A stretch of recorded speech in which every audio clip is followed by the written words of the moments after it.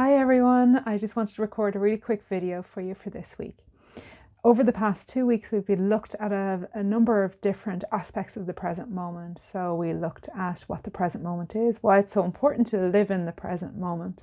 And then last week we looked at the myth of, I'll be happy when, which is one of the myths that we live and we are fed and that we believe from a very young age. So it's important, in order to live in the moment, to let go of that myth of happiness lies in the future, it lies in some other thing outside of us, whereas happiness, fulfillment, peace, joy, everything that we're looking for lies within us and it lies in the present moment.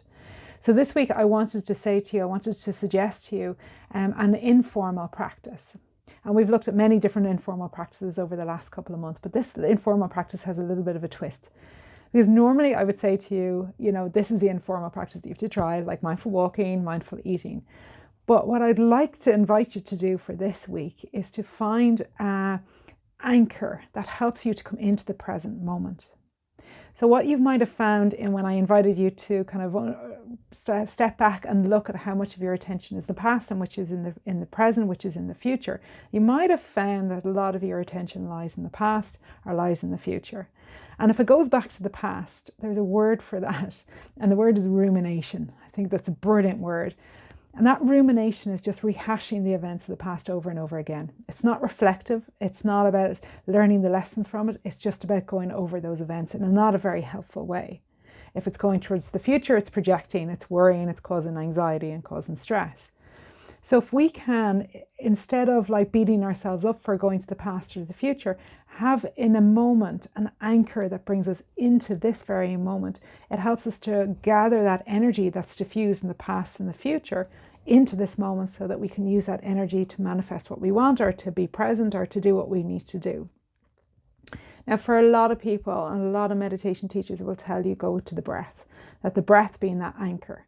So if you've got 10 million things going on at once, or you're sitting looking at somebody and behind your eyes you're thinking of all the things you should be doing, but you're meant to be having that conversation with something, what is the thing that can bring you to that moment that will help you to let go of all of those things and just focus on that conversation that you're having with somebody?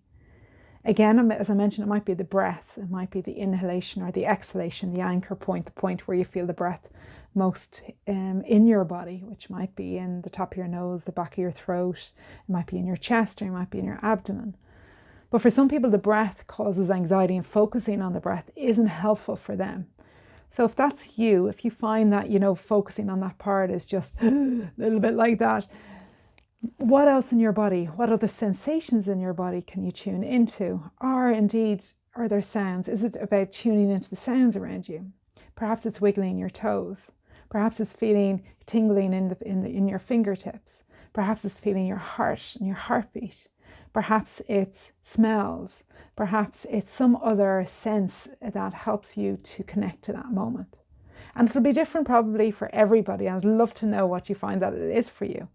So this week I invite you to find that tool, that anchor that helps you to come into that moment. So it becomes a portable tool that you can use anytime, anywhere, that you get overwhelmed, that you find that you're too much in the past and too much in the future.